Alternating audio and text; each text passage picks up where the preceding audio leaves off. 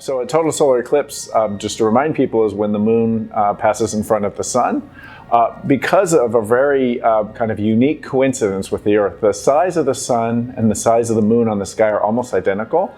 And so when everything aligns perfectly, you get this occurrence where the moon can cover the sun just perfectly. And that's what we call a total solar eclipse. So total solar eclipses are quite rare.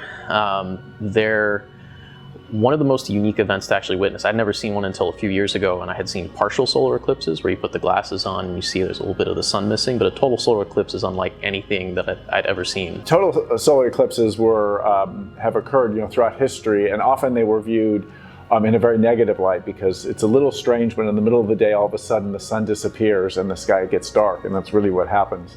And so often that was viewed by leaders as a bad sign, an omen of some sort. There have been other cases, however, where eclipses were taken as a sign that maybe the gods were unhappy and that we should do something different. And so in fact there's at least one famous case where there was an ongoing war that was basically stopped, and a truce was called because of an eclipse that happened during the war. It was taken as a sign that the war was not something they should be pursuing. Nowadays, there's still research that's done during eclipses, because that outer layer of the sun, closest to the sun, is almost impossible to observe except during this unique occurrence. So there are scientists who will seek out eclipses and try to collect data to help us understand better how the sun functions, how the corona works.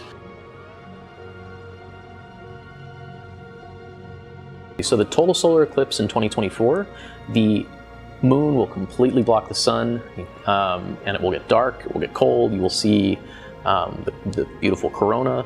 The solar eclipse in October of this year, the annular eclipse, I've actually never personally seen one. I've seen pictures.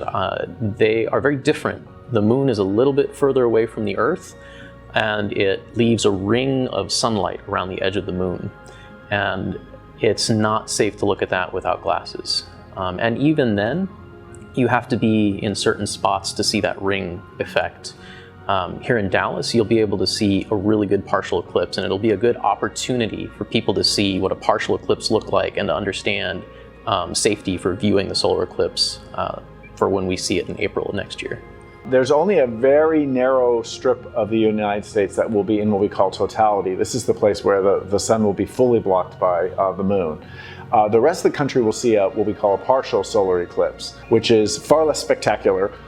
It will still be worth seeing for a lot of places, but the experience here in Dallas is just going to be so much better because of this rare alignment where we will actually have the sun disappear in the middle of the day. It's going to be pretty spectacular. The most important thing about seeing the eclipse is to see it in totality. You can't be like 99% of the sun obscured and you'll see the eclipse. It has to be 100% to actually witness a total solar eclipse. So after the one next April, the next one won't be till 2317. So that's quite a long time to wait. So that's why it's important people go and check it out next year. Dallas is lucky to be in the path of totality. Dallas is a great place to come and see the eclipse. I know there's going to be great events happening in Dallas around the eclipse. It's an opportunity to not just see the eclipse, but to hear from scientists and experts and people excited to see the eclipse and be around others in a place that's also one of the best places weather-wise in the country to be able to see the eclipse. To view any solar eclipse, anytime you look at the sun, you really do need special glasses that are made to look at the sun. There's a lot of information on this on the web, but I would say I would recommend people go to the Perot Museum, where we have included links to places where they can safely find the right sort of product. But you can't look at the sun with sunglasses or anything of that sort. That would be exceptionally dangerous. The sun is really bright and it can potentially blind people. So they really do need to use specially made solar glasses, and they can find that information, as I said, on the Perot Museum website or other places. The National Solar Observatory and NASA have links to eye safety and information about how to safely view the sun. That is the easiest and cheapest way. It's just to get a pair of those solar viewing glasses.